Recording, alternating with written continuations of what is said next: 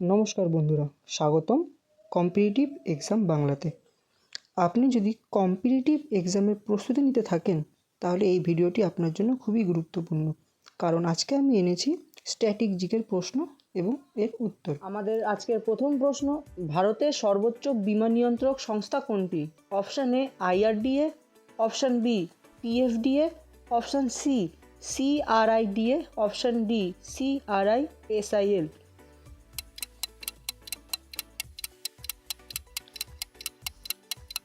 সঠিক উত্তর হবে IRDA।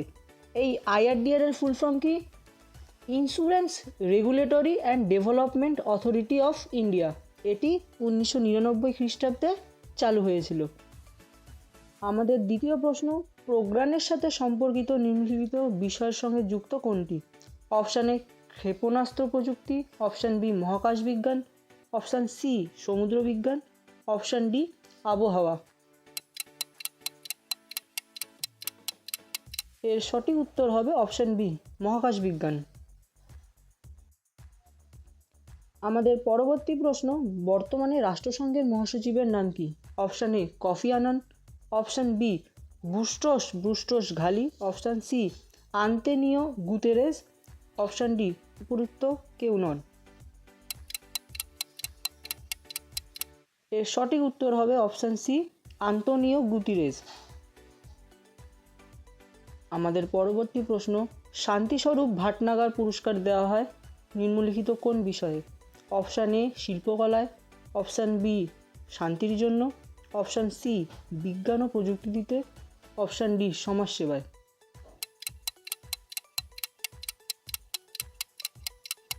সঠিক উত্তর হয়ে যাবে অপশান সি বিজ্ঞান ও প্রযুক্তিতে। আমাদের পরবর্তী প্রশ্ন, ভারতের বৃহত্তম হ্রদ মিঠে জলের কোনটি? অপশান এ চিল্কা হ্রদ, অপশান বি লেকটাক হ্রদ, অপশান সি ভেম্বানাথ নদ, অপশান ডি উলার।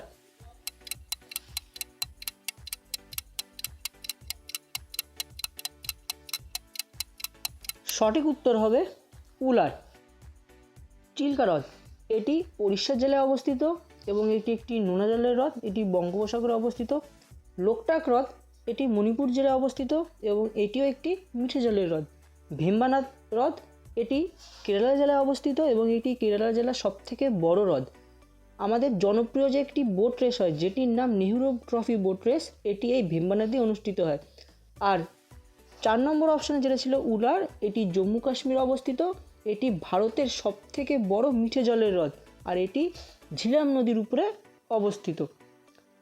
আমাদের পরবর্তী প্রশ্ন, ভারতের প্রথম রাষ্ট্রপতি কে ছিলেন? Option A doctor Rajendra Prasad, option B doctor Sarvepalli Radhakrishnan, option C Jawaharlal Nehru, option D doctor BR Ambedkar.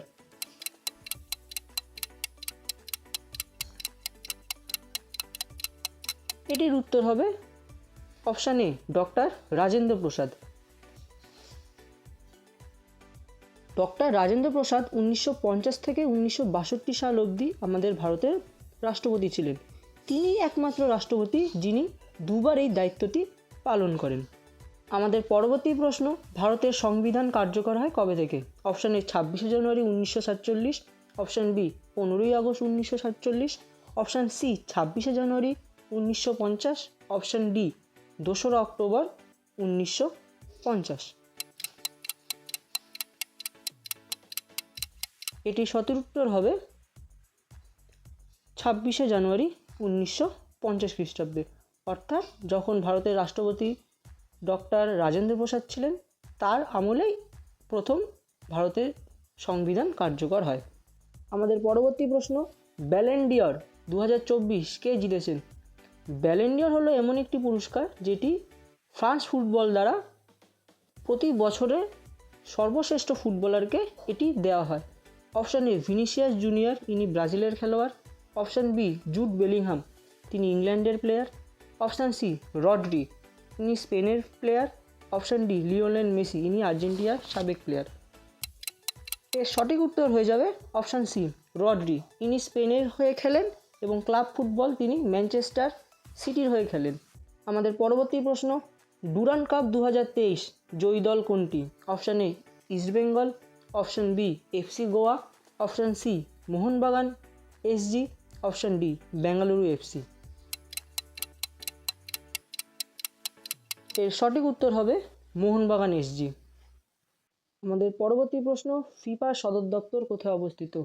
Option A Paris, option B London, option C Zurich, option D Rome.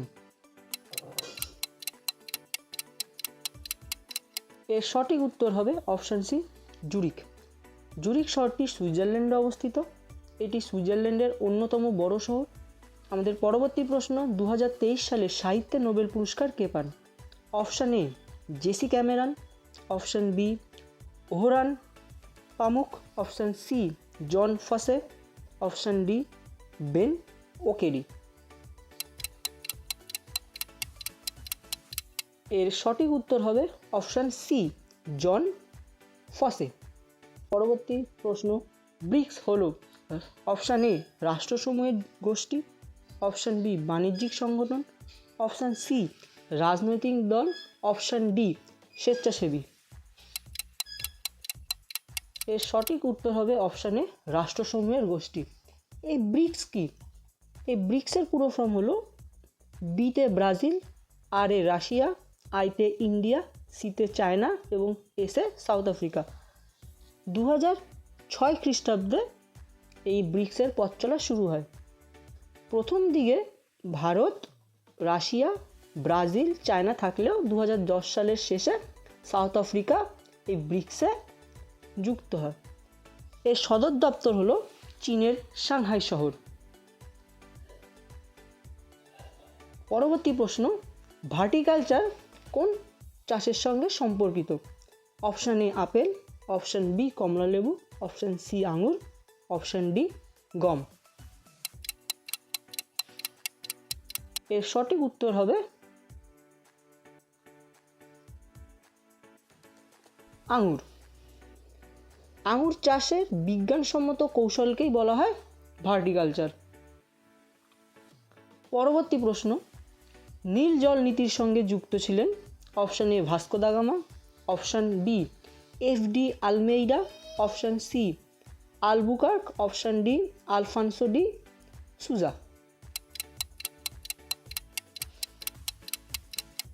এর সঠিক উত্তর হবে অপশন বি এফ.ডি. আলমেইডা।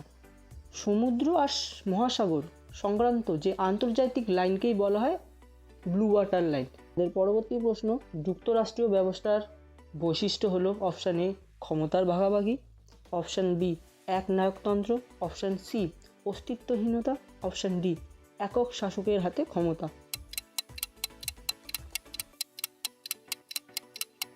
এর সঠিক উত্তর হবে অপশন এ ক্ষমতার ভাগাভাগি। 16 নম্বর প্রশ্ন, মূল্যবোধের শিক্ষা প্রদানের সর্বোত্তম মাধ্যম কি? অপশন এ শাস্ত্রীয় পাঠ আলোচনা, অপশন বি মূল্যবোধের উপর বক্তৃতা, অপশন সি সেমিনার বা সিম্পোজিয়াম, অপশন ডি মেন্টরিং বা মানব সম্পর্ক ভিত্তিক সেশন। এর সঠিক উত্তর হবে অপশন ডি মেন্টরিং বা মানব সম্পর্ক ভিত্তিক সেশন।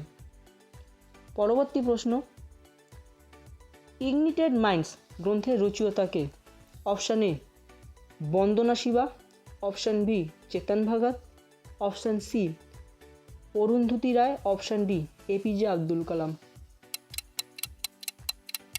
এর সঠিক উত্তর হয়ে যাবে ডক্টর এপিজে আব্দুল কালাম। এছাড়াও তার লেখা অন্য একটি বই যা আমরা প্রায় অনেকেই হয়তো জানি, তার আত্মজীবনীর নাম সবচেয়ে বিখ্যাত যে বইটি সেটি হলো উইংস অফ ফায়ার। এটি এপিজে আব্দুল কালামের আত্মজীবনী। আমাদের পরবর্তী প্রশ্ন, গোদান উপন্যাসটি লিখেছেন? Option A Rabindranath Tagore, option B Munshi Premchand, option C Sahajanand, option D Aurobindo Ghosh. এর সঠিক উত্তর হবে অপশন বি মুন্সি প্রেমচাঁদ।